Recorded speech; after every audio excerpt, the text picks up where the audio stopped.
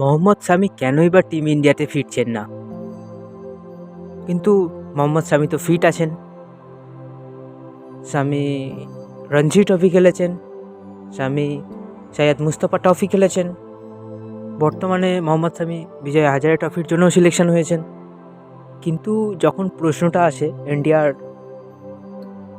Fast বোলারদের ক্ষেত্রে, তখন ফাস্ট বোলাররা ঠিকমতো পারফর্ম করতে মাত্র দুদিন আগেই রবিচন্দ্র অশ্বিনের রিটায়ারমেন্ট হয়েছে, তো তার জায়গায় শামিকে তো আনা যেতেই পারে।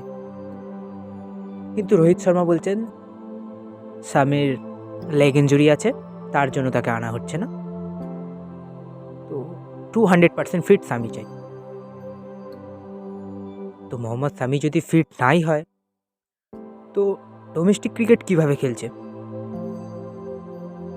আমরা তাকে সৈয়দ মুস্তফা ট্রফিতেও ভালো প্রদর্শন করতে দেখেছি, বা বাকি যেগুলো ডোমেস্টিক ক্রিকেট খেলছেন সেখানে তিনি ফিট, সেটার তো যথেষ্ট প্রমাণ তিনি দিচ্ছেন। তাহলে কি শামি আর রোহিত শর্মা বা টিম ম্যানেজমেন্টের মধ্যে কিছু কমিউনিকেশন গ্যাপ আছে? শামি যেখানে ইন্ডিয়ান ন্যাশনাল একাডেমিতে রিহ্যাব করছে, তো তাদেরই সামনে এসে সোজাসুজিভাবে কিছু প্রশ্নের উত্তর দেওয়ার দরকার আছে।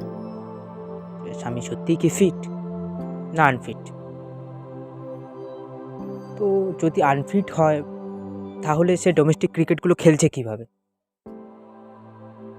সত্যই সে সিলেকশন হয়েছে বিজয় হাজারে ট্রফির জন্য, তো কিভাবে সেটা?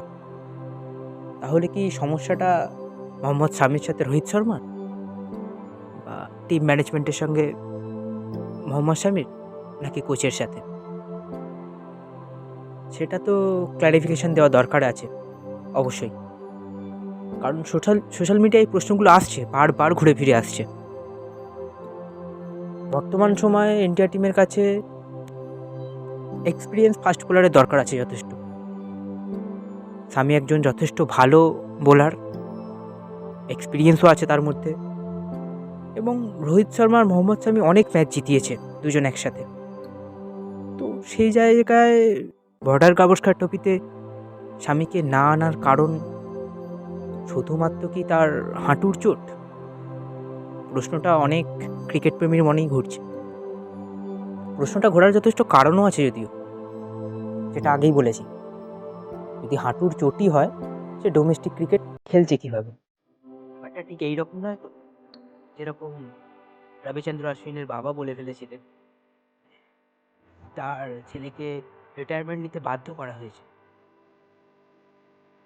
আর আমরা সবাই এটাও দেখেওছি, রবিচন্দ্র অশ্বিনের মতো একজন ভালো প্লেয়ার যোগ্য ফেয়ারওয়েল পান, হয়তো আরও বেটার কিছু আশা করা যেত, আশা করেওছিল ক্রিকেট ভক্তরা, কিন্তু তিনি পাননি সেটা।